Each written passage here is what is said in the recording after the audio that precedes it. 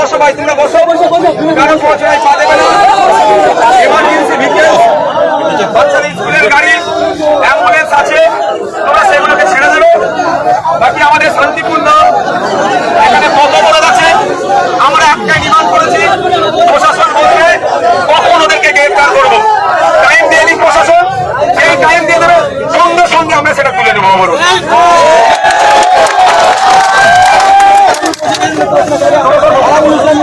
এই মুহূর্তে দেখতে হচ্ছে আরাবুল ইসলাম, তিনি কিন্তু এসে গেছেন, সেই দৃশ্য দেখানোর চেষ্টা করছি যে আরাবুল ইসলাম তিনি কিন্তু এই মুহূর্তে এসে গেছেন, সরাসরি দেখানোর চেষ্টা করছি যে আরাবুল ইসলাম তিনি কিন্তু নওশাদ সিদ্দিকীর সাথে কিন্তু আসলেন। একেবারে দেখতে পাচ্ছেন, একেবারে সরাসরি লাইভ দেখানোর চেষ্টা করছি, একেবারে সরাসরি দেখানোর চেষ্টা করছি যে আরাবুল ইসলাম দেখতে পাচ্ছেন নওশাদ সিদ্দিকীর সাথে একেবারে সরাসরি দেখানোর চেষ্টা করছি। একেবারে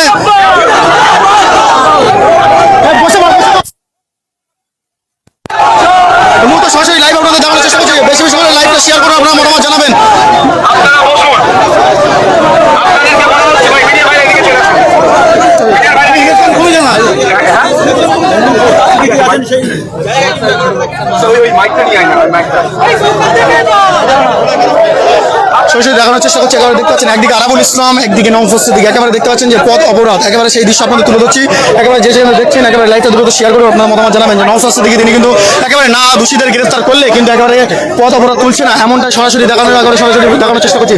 আর এই মুহূর্তে দেখতে পাচ্ছেন আরাবুল ইসলাম সাথে সাথে আসলেন, একেবারে সরাসরি দেখানোর চেষ্টা করছি যে নওশাদ সিদ্দিকীর একেবারে সাথে সাথে কিন্তু আসলেন আরাবুল ইসলাম। একেবারে সেই দৃশ্য আপনাদের তুলে ধরছে। একেবারে দেখতে পাচ্ছেন একেবারে কর্মীদের নিয়ে কিন্তু নওশাদ সিদ্দিকী তিনি কিন্তু বিক্ষোভ দেখানোর চেষ্টা করছে এবং বিক্ষোভ দেখাচ্ছেন তিনি কিন্তু নলমুড়ে একেবারে দেখতে পাচ্ছেন চৌমাথা, একেবারে সেটা কিন্তু পথ অপরাধ তুলেছে। এখন সেই দৃশ্য আপনাদের দেখানোর চেষ্টা করছে।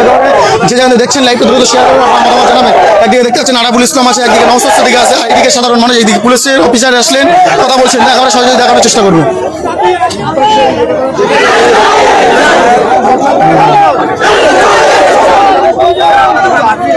দেখতে পাচ্ছেন পুলিশ প্রশাসন কিন্তু কথা বলছেন নওশাদ সিদ্দিকীর সাথে, একেবারে সরাসরি দেখানোর চেষ্টা করছে।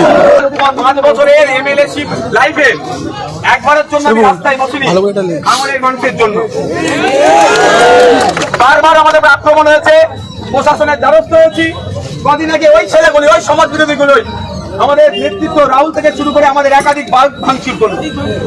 তখন দ্বারস্থ হলাম, ব্যবস্থা গ্রহণ করবো বললো, কিন্তু দুর্ভাগ্য প্রশাসনের একটা অংশ বাইপাস করিয়ে তাদের জামিন করিয়ে দিল। আমাদের কর্মীর ব্যাগের কারখানা লুট করলো, অভিযোগ দায়ের হলো, ওই বুথের ওই সমাজ বিরোধীগুলো তার বিরুদ্ধে ব্যবস্থা গ্রহণ করেনি। আজকে যারা আমাদের কর্মীদের উপরে হামলা চালালো, আমাদের কর্মীদের অপরাধটা কি ছিল? আমাদের পোস্টার গুলো ছিঁড়ে দিচ্ছিল, বলেছে ভাই তোরা তোর মতো পার্টি কর, আমরা আমাদের মতো পার্টি করবো, কেন আমাদের পোস্টার গুলো ছিঁড়ছিস? শুধু মারধর নয়, বোমাবাজি করলো। মহিলারাও এই মারের হাত থেকে নিস্তার পায়নি। তো ওখানে বড়বাবু ছিল, বললাম যে আপনি এখানে ব্যবস্থা গ্রহণ করুন, কিন্তু এক যার নামে স্পেসিফিক আমরা অভিযোগ করছি, ওর ভিতরে আছে তারা, তাদের গ্রেফতার করুন। বড়বাবু সে তার উত্তরটা ঠিক মতো তিনি যেটা হওয়া দরকার ছিল সেটা পাইনি। বাধ্য হয়ে এখানে আমরা রাস্তায় বসেছি। এখানে এসি স্যার এসেছেন, এসি স্যার বলেছেন আমাদেরকে ব্যবস্থা গ্রহণ করবে। আমি জানতে চেয়েছি এসি স্যারের কাছে যে বলুন টাইম বলুন কখনের মধ্যে। এনারা ওসি স্যার এসি স্যার বলেছেন আজকের মধ্যে, মানে আজকে মানে রাত 12টার মধ্যে। আজকে আমরা উইদাউট প্রিপারেশনে আজকে আমরা রাস্তায় বসেছি। আমরা পুলিশকে সম্মান দিই, পুলিশের ঊর্ধ্বকে সম্মান দিই, কিন্তু পুলিশ যদি মনে করে এই সম্মানটাকে দিয়ে আমাদের দুর্বলতা, তাহলে তাদের ভুল হবে। আমি বলে যাচ্ছি আজকে উইদাউট প্রিপারেশনে বসেছি। এসি স্যার সিনিয়র আছেন এখানে, ওসি স্যারও বলেছেন আজকে রাত 12টার মানে আজকে মানে রাত 12টা নয়, 12টা পার হবে না। যদি দেখি এর ব্যবস্থা গ্রহণ করেছে ভালো কথা, আর নাহলে কালকে পুরো প্রিপারেশন নিয়ে বাসন্তী হাইওয়ের উপরে আবার এসে আজকে আমার প্রচার ছিল, সেখানে ছেড়ে আমাকে এখানে আসতে বাধ্য হলো। আমি এই প্রোগ্রামটা নয় ছিল না, এখানে আমার প্রাণগঞ্জের গড়াইজুলি থেকে শুরু করে রাজাপুর 8-10টা বুথে এখন ভিজিট করার দরকার ছিল, তার পরিবর্তে আজকে আমাকে রাস্তায় বসতে হয়েছে। আমি এনাদের সম্মানার্থে আজকে আমি অনুরোধ করবো আমাদের কর্মী সমর্থকদেরকে, ভাঙড়ের সাধারণ মানুষ যেভাবে স্বতঃস্ফূর্ত এসে আমাদের পাশে দাঁড়িয়েছেন, আমরা পুলিশকে সম্মান জানিয়ে আজকের এখান থেকে আমরা অবরোধটা তুললাম রাত্রি 12টা পর্যন্ত।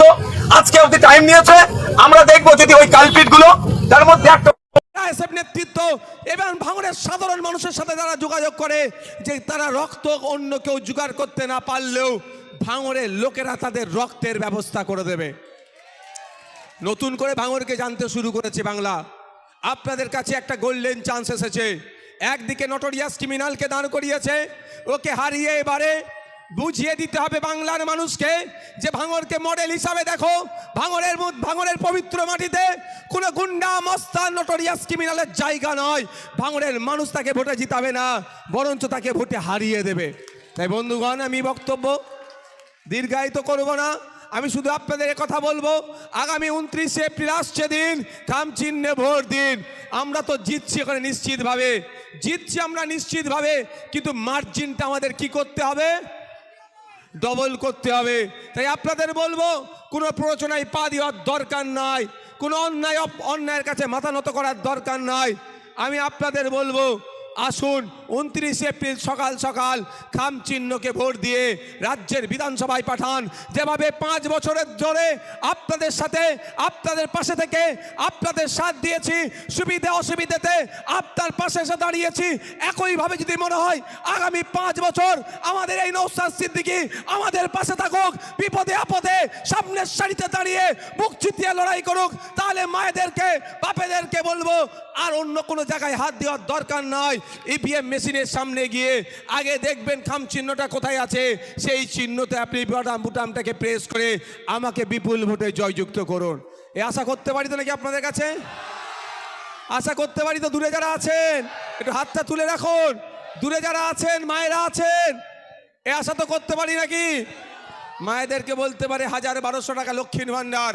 মায়েদেরকে এতটুকু বলে যাচ্ছি, আমরা যদি ক্ষমতার মসনদে আসতে পারি, লেফট ফ্রন্ট আইএসএফ যদি ক্ষমতায় আসতে পারে, তাহলে অলরেডি আপনাদের বলে যাচ্ছি 1000-1200 নয়, কম করে মায়েরা যাতে মাস গেলে 5000-এর ব্যবস্থা হয়, তার ব্যবস্থা আমরা করব। তার পরিবর্তে একটু কাজও নেব। আজকে দেখুন ছেলেদের হাতে, শিক্ষিত বেকার ছেলেদের হাতে কাজ নাই, চাকরি নাই, সেই বেকারত্বের জ্বালায় যন্ত্রণায় ভুগছে। যুবসাথী নামে 1500 টাকার প্রকল্প চালিয়ে মাস দিনে তার হাতে মাত্র 50 টাকা আসছে। আমি আপনাদের বলবো, যারা এখানে উপস্থিত আছেন, আপনার বাড়ির ছেলে মেয়েদের ভবিষ্যৎটার কথা ভাবুন। 1500 টাকায় আপনারা সীমাবদ্ধ থাকবেন না 15 থেকে 22,000 টাকার কাজ আপনার বাড়ির ছেলেরা পাক, সেটার দিকে যাবেন। যদি মনে হয় 1500 নয়, আমার মাস গেলে কম করে ন্যূনতম 15 থেকে 22,000 টাকার কাজের ব্যবস্থার দরকার, তাহলে বাংলার মসনদে লেফট ফ্রন্ট আর আইএসএফকে ক্ষমতায় নিয়ে আসুন। 1 ফ্যামিলি 1 জব, প্রতিটা বাড়ি থেকে আমরা একটা চাকরির ব্যবস্থা করব। তাই বন্ধুগণ, আমি বক্তব্য দীর্ঘায়িত করব না, আমি শুধু আপনাদের কথা বলবো, চোখ কান খুলে চলুন। আজকে নকল মালের ওপরে লেখা আছে নকল হইতে সাবধান, এই জন্যই আমরা বিভ্রান্ত হয়ে যাচ্ছি। যে মমতা ব্যানার্জি বলেছিল আমার লাশের ওপর দিয়ে, ভাঙড়ের মানুষকে আমি ছেড়ে যেতে চাইনি। ভাঙড়ের মানুষ 2021 সালে সুরতের বিপক্ষে গিয়ে যে আমাকে ভোট দিয়ে দৃষ্টান্ত তৈরি করেছে, ভাঙড়ের মানুষকে কোনোভাবে আমি আশাহত করব না। তাই একদিকে আমাকে মিনিস্ট্রির অফার, উল্টো দিকে আমার নামে 17টা মামলা দিয়ে আমাকে ভয় দেখানো হয়েছে, কিন্তু ভাঙড়ের মানুষের জন্য আমি না লোভের কাছে আত্মসমর্পণ করেছি, না ভয়ের কাছে মাথা নত করেছি। আপনাদের ভালোবাসা আমি বারবার পরাজিত হয়েছি। তাই বন্ধুগণ, আপনাদেরকে নিয়ে, আমরা ভাঙড়ের মানুষকে নিয়ে রাজ্য স্তরে একটা দৃষ্টান্ত তৈরি করেছি। এখন রাজ্যের যে কোনো প্রান্তে থেকে কলকাতায় মানুষ আসুক ট্রিটমেন্ট করতে, যদি তাদের রক্তের